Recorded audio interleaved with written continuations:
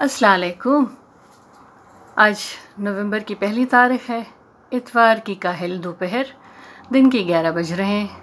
موسم خوشگوار ہے، ٹیمپریچر 13 ہے لیکن اٹس فیلز لائک +12۔ آج آپ کے لیے جو کتاب ہم لے کے حاضر ہوئے ہیں وہ انشا جی کی آخری کتاب ہے، اور آج ان سے کچھ ہم لوگ حساب کتاب سیکھتے ہیں۔ چلیے دیکھتے ہیں۔ ابتدائی حساب کے 4 بڑے قاعدے ہیں: جمع، تفریق، ضرب، تقسیم۔ پہلا قاعدہ جمع کے قاعدے پہ عمل کرنا آسان نہیں، خصوصاً مہنگائی کے دنوں میں۔ سب کچھ خرچ ہو جاتا ہے، کچھ جمع ہی نہیں ہو پاتا۔ جمع کا قاعدہ مختلف لوگوں کے لیے مختلف ہے۔ عام لوگوں کے لیے 1 + 1 1.5، کیونکہ آدھا انکم ٹیکس والے لے جاتے ہیں۔ تجارت کے قاعدے سے جمع کریں تو 1 + 1 کا مطلب 11 ہے۔ رشوت کے قاعدے سے حاصل جمع اور زیادہ ہو جاتا ہے۔ قاعدہ وہی اچھا جس میں حاصل جمع زیادہ سے زیادہ آئے، بشرطے کہ پولیس مانے نہ ہو۔ ایک قاعدہ زبانی جمع خرچ کا بھی ہوتا ہے۔ یہ ملک کے مسائل حل کرنے کے کام آتا ہے، آزمودہ ہے۔ تفریق: میں سندھی ہوں تو سندھی نہیں ہے، میں بنگالی ہوں تو بنگالی نہیں ہے، میں مسلمان ہوں تو مسلمان نہیں ہے۔ حساب کا یہ قاعدہ بھی زمانے قدیم سے چلا آ رہا ہے۔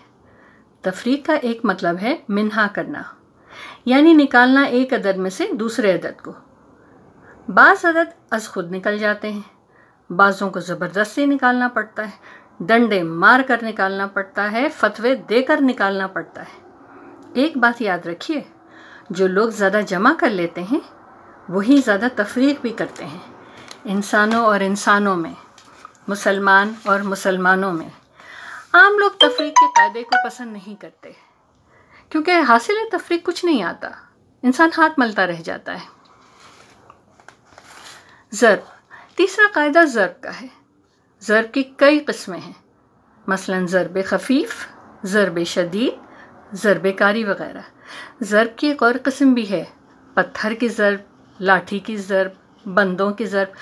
علامہ اقبال کی ضرب کلیم ان کے علاوہ ہے۔ حاصل ضرب کا انحصار اس پر ہوتا ہے کہ ضرب کس چیز سے دی گئی ہے یا لگائی گئی ہے۔ آدمی کو آدمی سے ضرب دیں تو حاصل ضرب بھی آدمی ہی ہوتا ہے، لیکن ضروری نہیں کہ وہ زندہ ہو۔ ضرب کے قاعدے سے کوئی سوال حل کرنے سے پہلے تعزیرات پاکستان پڑھ لینی چاہیے۔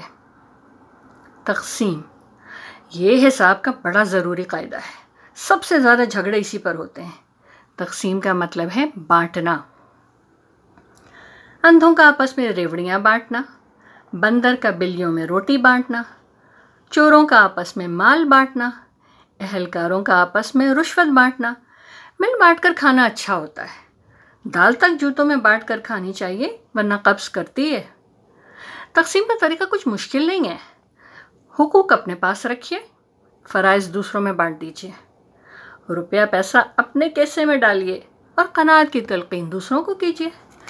آپ کو مکمل پہاڑا میں گر یاد ہو تو کسی کو تقسیم کی کانو کان خبر تک نہیں ہو سکتی۔ آخر کو 12 کروڑ کی دولت کو 22 خاندانوں نے آپس میں تقسیم کیا ہے نا، کسی کو پتہ چلا؟ 30 مارچ 1970۔ خوش رہیے اور خوش رکھیے۔ اللہ حافظ۔